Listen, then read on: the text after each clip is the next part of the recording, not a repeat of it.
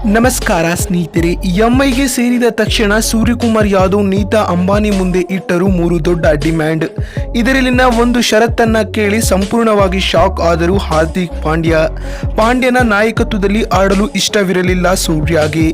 ಆದರೂ ಮುಂಬೈ ತಂಡದ ಕೆಟ್ಟ ಪರಿಸ್ಥಿತಿಯನ್ನ ನೋಡಿ ಮರಳಿದರು ತಂಡಕ್ಕೆ.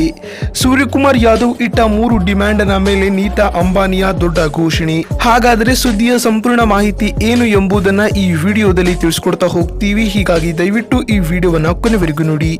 ಆದರೆ ಅದಕ್ಕಿಂತಲೂ ಮುನ್ನ ಬಂಧುಗಳೇ, ನಿಮ್ಮ ಪ್ರಕಾರ ಸೂರ್ಯಕುಮಾರ್ ಯಾದವ್ ಹಾಗೂ ಹಾರ್ದಿಕ್ ಪಾಂಡ್ಯ ಇವರಿಬ್ಬರಲ್ಲಿ ಯಾರು ಉತ್ತಮವಾದ ಬ್ಯಾಟ್ಸ್ಮನ್ ಎನ್ನುವುದನ್ನ ಕಾಮೆಂಟ್ ಮಾಡುವ ಮೂಲಕ ತಪ್ಪದೆ ತಿಳಿಸಿ. ಹೌದು ಸ್ನೇಹಿತರೆ, ಸದ್ಯ ಈ ಬಾರಿಯ IPL ನಲ್ಲಿ ಮುಂಬೈ ಇಂಡಿಯನ್ಸ್ ತಂಡವು ಕಳಪೆ ಆಟವನ್ನ ಆಡುತ್ತಿದೆ. ಈಗಾಗಲೇ ಟೂರ್ನಿಯಲ್ಲಿ ಮೊದಲ 3 ಪಂದ್ಯಗಳನ್ನ ಆಡಿದ್ದು ಆ 3 ಪಂದ್ಯಗಳಲ್ಲಿಯೂ ಹೀನಾಯ ಸೋಲು ಕಾಣುವ ಮೂಲಕ ಅಂಕಪಟ್ಟಿಯಲ್ಲಿ ಮೈನಸ್ ನೆಟ್ನೊಂದಿಗೆ 10ನೇ ಸ್ಥಾನವನ್ನ ಪಡೆದುಕೊಂಡಿದೆ ಸ್ನೇಹಿತರೆ. ಹೌದು, ಗುಜರಾತ್, ಹೈದರಾಬಾದ್ ಹಾಗೂ ರಾಜಸ್ಥಾನ ವಿರುದ್ಧ ಸೋತಿರುವ ಮುಂಬೈ ಇಂಡಿಯನ್ಸ್ ತಂಡವು ಅಂಕಪಟ್ಟಿಯಲ್ಲಿ 10ನೇ ಸ್ಥಾನವನ್ನ ಪಡೆದುಕೊಂಡಿದೆ ಸ್ನೇಹಿತರೆ. ಆದರೆ ಇದೀಗ ಮುಂಬೈ ಇಂಡಿಯನ್ಸ್ ತಂಡವು ತನ್ನ 4ನೇ ಪಂದ್ಯವನ್ನ ಡೆಲ್ಲಿ ವಿರುದ್ಧ ಏಪ್ರಿಲ್ 7ರಂದು ಆಡಲಿದೆ ಸ್ನೇಹಿತರೆ. ಹಾಗೂ ಈ ಪಂದ್ಯದಲ್ಲಿ ಕಳೆದ 3 ಪಂದ್ಯದಿಂದ ಮುಂಬೈನಿಂದ ಹೊರಗಿದ್ದ ಸೂರ್ಯಕುಮಾರ್ ಯಾದವ್ ಅವರು ಕಂಬ್ಯಾಕ್ ಮಾಡಲಿದ್ದಾರೆ. ಆದರೆ ದೊಡ್ಡ ವಿಷಯವೇನೆಂದರೆ, ಮುಂಬೈ ತಂಡಕ್ಕೆ ಮರಳಿದ ತಕ್ಷಣ ಸೂರ್ಯಕುಮಾರ್ ಯಾದವ್ ಅವರು ನೀತಾ ಅಂಬಾನಿ ಮುಂದೆ 3 ದೊಡ್ಡ ಡಿಮ್ಯಾಂಡ್ ಇಟ್ಟಿದ್ದಾರೆ ಸ್ನೇಹಿತರೆ. ಹೌದು ಸ್ನೇಹಿತರೆ, ಸೂರ್ಯಕುಮಾರ್ ಯಾದವ್ ಹಾಕಿರುವ ಆ 3 ಡಿಮ್ಯಾಂಡ್ ಬಂದು ಮೊದಲನೆಯದಾಗಿ ಸತತವಾಗಿ ಮುಂಬೈ ತಂಡ ಕಳಪೆಯಾದ ನಾಯಕತ್ವದ ಕಾರಣ ಬಲಿಷ್ಠ ತಂಡವಾಗಿದ್ದರೂ ಕೂಡ ಪಂದ್ಯಗಳನ್ನ ಸೋಲುತ್ತಿದೆ. ಆದ್ದರಿಂದ ಮುಂದಿನ ಬರುವ ಪಂದ್ಯಗಳನ್ನ ಗೆಲ್ಲಬೇಕಾದರೆ ಕಳಪೆ ನಾಯಕತ್ವವನ್ನ ಮಾಡುತ್ತಿರುವ ಹಾರ್ದಿಕ್ ಪಾಂಡ್ಯರವರ ಬದಲಿಯಾಗಿ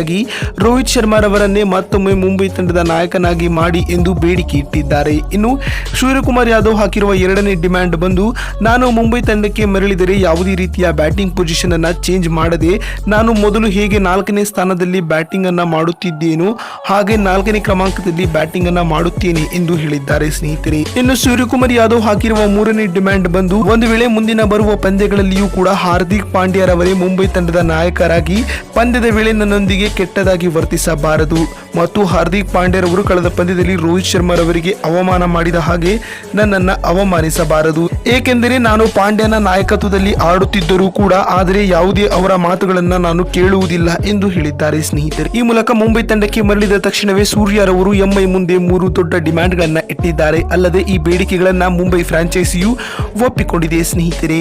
ವಿಡಿಯೋವನ್ನ ಇಲ್ಲಿವರೆಗೂ ನೋಡಿದ್ದಕ್ಕಾಗಿ ಧನ್ಯವಾದಗಳು. ಮತ್ತೊಂದು ವಿಡಿಯೋದಲ್ಲಿ ಸಿಗ್ತೀನಿ. ಅಲ್ಲಿವರೆಗೂ ನಮಸ್ಕಾರ.